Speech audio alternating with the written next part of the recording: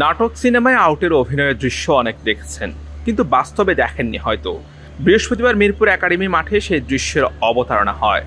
শাইনপুকুর ও Gulshan cricket ক্লাবের ম্যাচে বিতর্কিত আউট নিয়ে তদন্ত শুরু করেছে বিসিবির অ্যান্টি করাপশন ইউনিট। তদন্তের স্বার্থে এদিন এই অভিনয়ের আয়োজন করা হয়। অভিনব কায়দায় ফিক্সিং এর তদন্ত শুরু করেছেন তারা।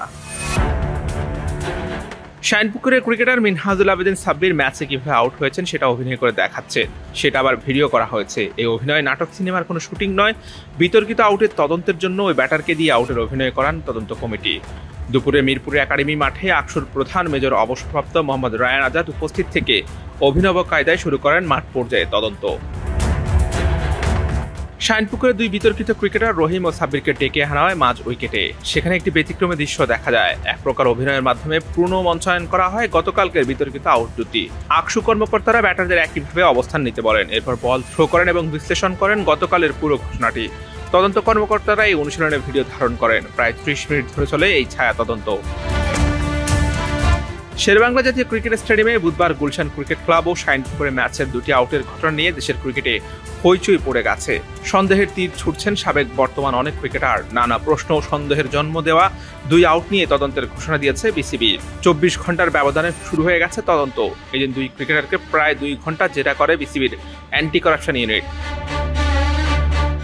আলোচিত দুই আউটের প্রথমটি শাইনপুকুরের ইনিংসের 36তম ওভারে ক্রিজ ছেড়ে বেরিয়ে খেলার চেষ্টা করেন রহিম আহমেদ, কিন্তু অনেক বাইরে থাকা বলের কাছে যাওয়ার কোনো চেষ্টা ছিল না তার। উইকেট রক্ষক বল ধরেছেন কিনা সেটাও না দেখে সোজা ড্রেসিং রুমের পথে হাঁটা ধরেন তিনি।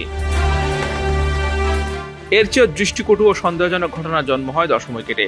অফ স্টাম্পের অনেক বাইরে বল করেন বোলার। ক্রিজ ছেড়ে বেরিয়ে বল খেলা বা কাছে যাওয়ার কোনো তাড়না দেখাননি মিনহাজুল আবেদিন। ক্রিজের বাইরে গিয়ে হাঁটু গেড়ে বসে পড়েন তিনি, ফেরার কোনো চেষ্টাই করেননি। বল গ্লাভসে নিয়ে প্রথম দফায় স্টাম্পে লাগাতে পারেননি গুলশানের উইকেট রক্ষক আলিফ আহসান ইমদ। দ্বিতীয়বারের চেষ্টায় স্টাম্প ভাঙেন তিনি। পুরোটা সময় কাছ থেকে দেখলেও ক্রিজের ভেতরে ব্যাট রাখেননি সাব্বির, বরং তিনি যেন অপেক্ষা করছিলেন কখন আউট করেন কিপার। এই ঘটনার পর বিসিবির বিভিন্ন পর্যায়ের কোচ, কর্মকর্তা এবং সাবেক ক্রিকেটাররাও সামাজিক মাধ্যমে প্রতিক্রিয়া জানিয়েছেন। এরপরে নড়ে চড়ে বসেছে বিসিবি। একদিনের ব্যবধানে তদন্ত কমিটি গঠন করেন এবং শুরু হয়ে গেছে তদন্ত। শেষ পর্যন্ত এই ক্রিকেটারদের ভাগ্যে কি আছে, তারা কি ফিক্সিং করেছেন নাকি অন্য কিছু? Hossain Arman, BD cric time.